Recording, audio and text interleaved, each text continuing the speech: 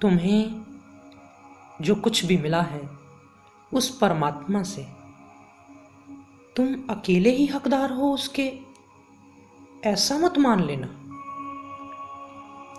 तुमने जिस जिस से पाया है या तुम पा रहे हो, तुम जिस जिस से जुड़े हो, केवल परिवार ही नहीं, और भी कोई है जो इस प्राप्ति का हकदार है, जो कभी तुमसे मांगते भी नहीं शायद, क्योंकि मांगने की आदत से वे मजबूर ही नहीं है। वे आश्रित हैं उस एक पर। पत्नी, परिवार, इन सब से आगे के भी शब्द हैं, और वो शब्द है प्रकृति। तुम हर समय इससे पाते हो। ये पंछी सुबह उठकर गीत गुनगुनाते हैं, किसके लिए? तुम्हारे लिए। फूलों के खिलने का भला अपना क्या स्वार्थ हो सकता है?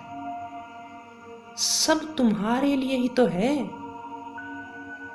कुछ लोग सिमट कर रह जाते हैं क्योंकि वे केवल बटोरने को ही जीवन समझ लेते हैं।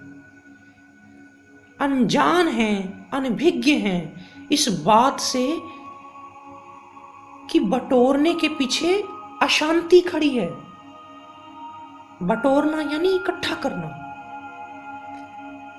बटोरने के पीछे दरिद्रता खड़ी है। असली सुख तो बांटने में है।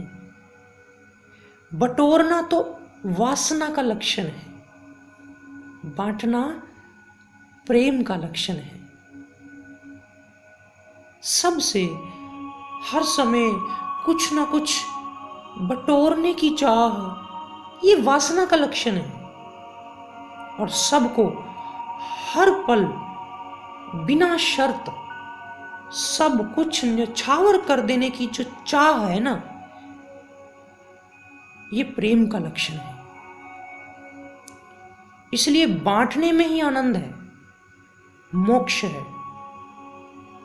बांटना उस अनंत की यात्रा पर रखा गया कदम है।